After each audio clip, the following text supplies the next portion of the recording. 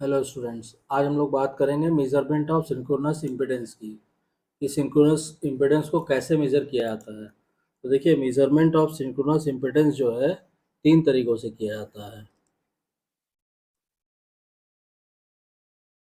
Measurement of synchronous impedance,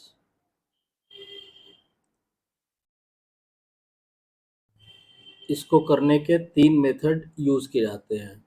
पहला है DC resistance test, DC resistance test.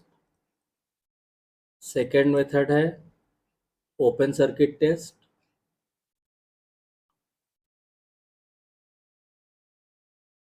और third method है शॉर्ट सर्किट टेस्ट।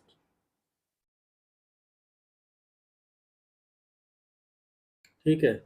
अब इसमें डीसी रेजिस्टेंस टेस्ट में क्या होता है कि देखिए, DC resistance test,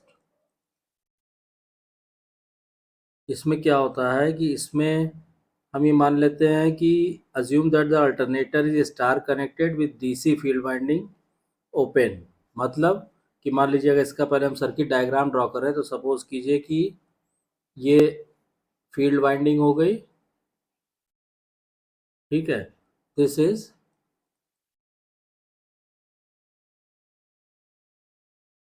field winding. ठीक, और अल्टरनेटर को हमने माना है कि वो स्टार कनेक्टेड है। तो सपोज कीजिए हमने यहाँ पे एक स्टार कनेक्टेड अल्टरनेटर बना दिया, ये इस तरह। ठीक, अब यहाँ पे हमने करंट मेजर करने के लिए एमीटर लगाया। ठीक है, और यहाँ पे इन दोनों के बीच में वोल्टेज मेजर करने के लिए हमने वोल्टेज लगा दी, वोल्ट मीटर लगा दिया। ठीक, अब उसके बाद इसको हम कनेक्ट करेंगे। सपोज कीजिए ये आगे तक ऐसे ले जाइए, इसको हमने कनेक्ट कर दिया एक वेरिएबल रेजिस्टेंस से, इस तरह। और ये हो गया हमारा DC supply. This is DC supply. अब इसमें क्या है कि जब ये स्टार कनेक्टेड है तो हमने मान लीजिए इन रेजिस्टेंस को लिख दिया आर ए और ये। ठीक, अब इसमें क्या है कि assume that the alternator is star connected with DC field winding open. Measure the DC resistance between each pair of terminals either by using ammeter voltmeter method or by using Wheatstone bridge। तो अब इसमें field winding को हम open रखते हैं और हम इसमें क्या करते हैं कि डीसी रेजिस्टेंस मेजर करते हैं हर टर्मिनल के बीच में, या तो अमीटर वोल्टमीटर मेथड को यूज़ करके या व्हीटस्टोन ब्रिज को यूज़ करके। The average of three sets of resistance values RT is taken। ठीक है, this value of RT is divided by 2 to obtain the DC resistance per phase। The alternator should be at rest since the effective AC resistance is larger than DC resistance due to skin effect। Therefore, the effective AC resistance per phase is obtained by multiplying the DC resistance by a factor 1.20 to 1.75 depending on the size of the machine। ठीक है, a typical value to use in the calculation would be 1.25। तो इस तरह से DC resistance test में हम synchronous impedance को major कर सकते हैं। ठीक, तो ये तो हो गया आपका पहला डीसी रेजिस्टेंस टेस्ट। अब आ जाइए सेकंड पे। सेकंड जो है हमारा वो क्या है, वो है ओपन सर्किट टेस्ट। तो देखिए, ओपन सर्किट टेस्ट में क्या होता है। Now second method is open circuit test. Open circuit test में क्या होता है कि the alternator is run at rated synchronous speed and the load terminals are kept open. इसका मतलब क्या हुआ कि देखिए, वहाँ पे तो फील्ड वाइंडिंग आपने ओपन किया हुआ था। यहाँ पे क्या करते हैं, यहाँ पे सपोज कीजिए ये हमने डीसी सप्लाई दिया, ये हो गया डीसी सप्लाई, क्लियर। इसको हमने कनेक्ट किया इससे, फील्ड वाइंडिंग से। तो ये मान लीजिए एमीटर हो गया और ये हमारा फील्ड वाइंडिंग हो गई, ठीक है। तो इसमें इस तरह से कनेक्शन करते हैं और इसमें ये रोटेट करता है सिंक्रोनस स्पीड से। तो मान लीजिए हमने यहाँ पे दिखा दिया कि ये सपोज कीजिए ऐसे रोटेट कर रहा है एन स्पीड से, ठीक है। एन हमने लिख दिया रेटेड, ठीक है। और ये करंट हो गई आई एफ। और बाकी इधर जो था ये जैसे आपका स्टार कनेक्टेड था वैसे ही रखिए।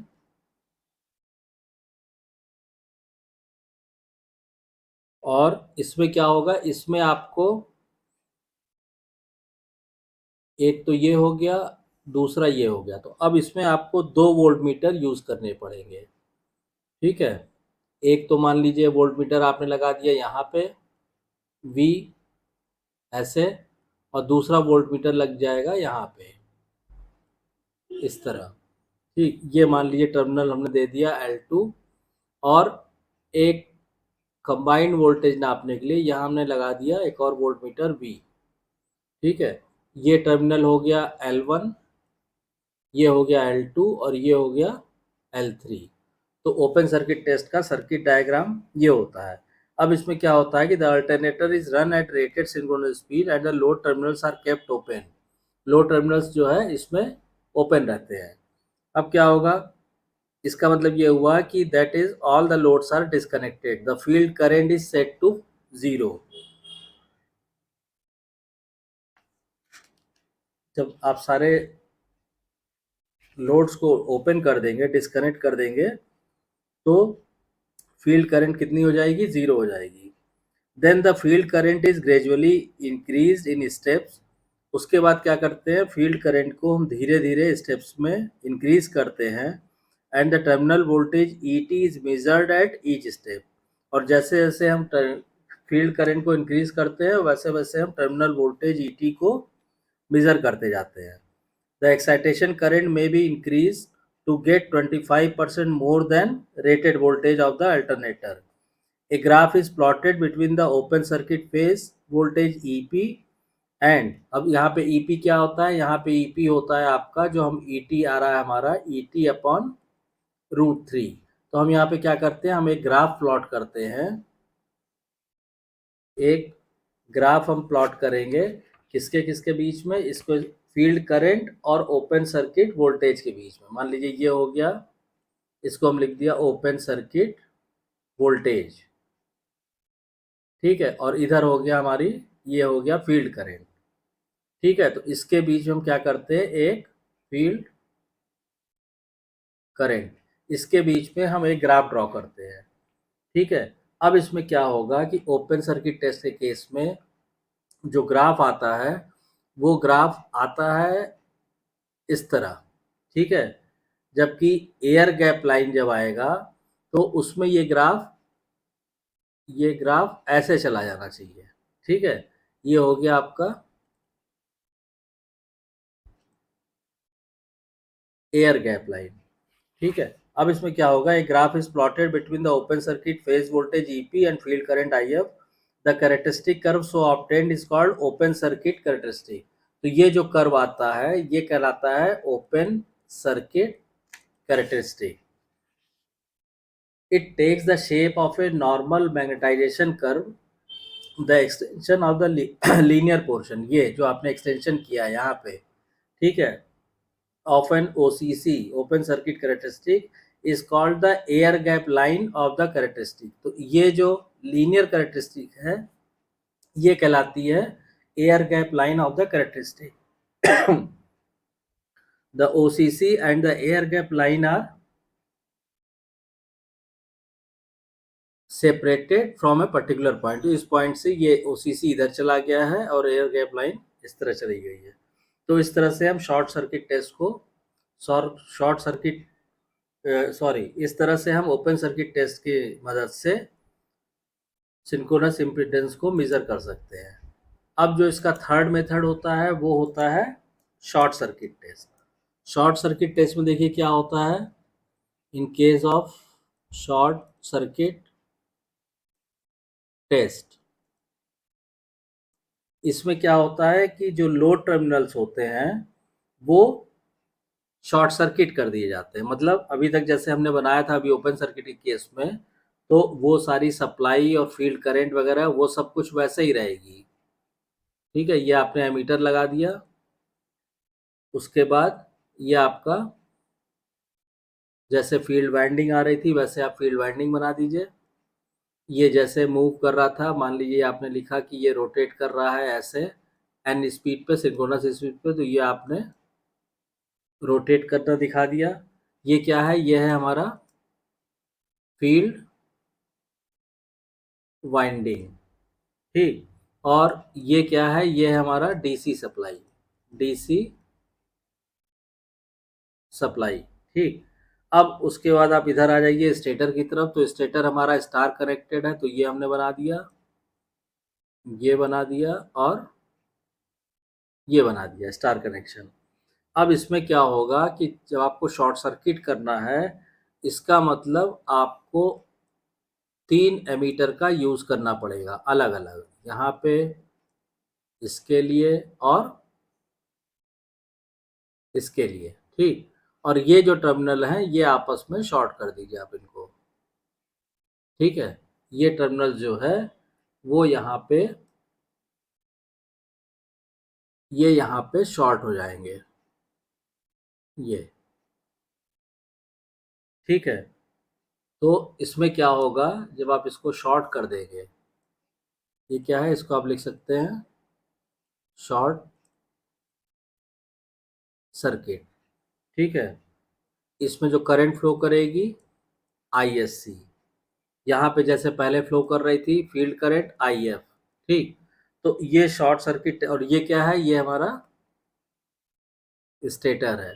अब इसमें क्या होता है कि the armature terminals are shorted through three ammeters. इसमें एक चीज ध्यान रखने वाली होती है कि care should be taken in performing this test and the field current should first be decrease to zero before starting the alternator. इसमें यह ध्यान रखना होता है फील्ड करंट को पहले आप जीरो पे कर दीजिए, उसके बाद आप अल्टरनेटर को स्टार्ट कीजिए। Each emitter should have a range greater than the rated full load value. The alternator is then run at synchronous speed. Then the field current is gradually increased in steps and the armature current is measured at each step.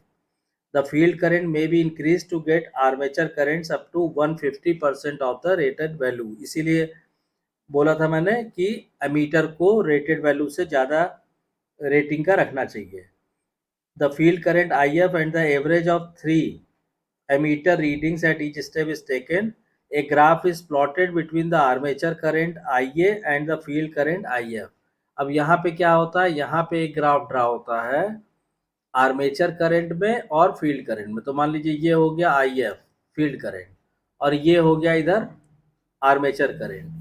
तो इसमें आप graph draw करेंगे तो जो आपको characteristic मिलेगी वो कहलाती है शॉर्ट सर्किट करेक्टरिस्टिक। और जब आप इसको ड्रॉ करेंगे तो आप देखेंगे इसमें आपको एक स्ट्रेट लाइन मिल रही है, you will get a straight line. तो this is called short circuit characteristic and it will be a straight line.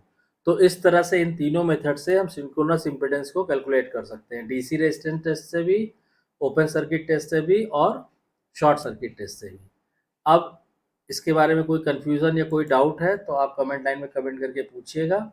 और अगर आपको वीडियो कंटेंट पसंद आ रहा है तो प्लीज़ वीडियो को शेयर कीजिए, लाइक कीजिए, चैनल को सब्सक्राइब जरूर कीजिए और नोटिफिकेशन बेल को ऑन कर दीजिए। Thank you.